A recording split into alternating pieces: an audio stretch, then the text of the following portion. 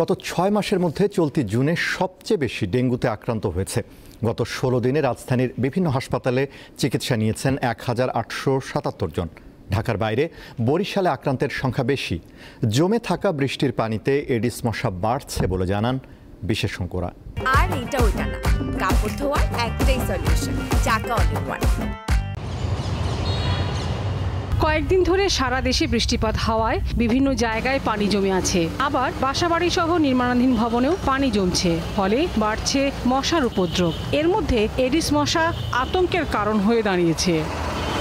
ডেঙ্গুতে মে মাসে 7 জন, আর চলতি জুনের 16 দিনে প্রাণ গেছে আরও 7 জনের। ঈদের পর হাসপাতালে বেড়েছে রোগীর সংখ্যা। ডেঙ্গুর কোন ধরনে এবার বেশি আক্রান্ত হচ্ছে তা গবেষণা হয়নি। পরিস্থিতি বিবেচনায় চিকিৎসা গাইডলাইনে পরিবর্তন আনা হয়েছে বলে জানান এই কর্মকর্তা। ক্রিটিক্যাল ফেজটা বোঝার জন্য এখানে প্লাজমা লিখেছে ব্লাড ভেসেল থেকে ফ্লুইডগুলো বের হয়ে যায়।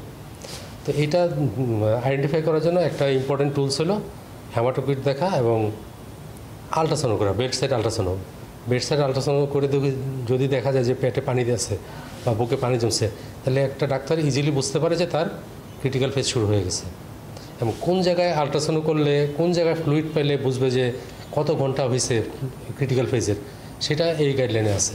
ঢাকার পর বরিশাল বিভাগে সবচেয়ে বেশি ডেঙ্গুতে আক্রান্ত হচ্ছে, কিন্তু কেন?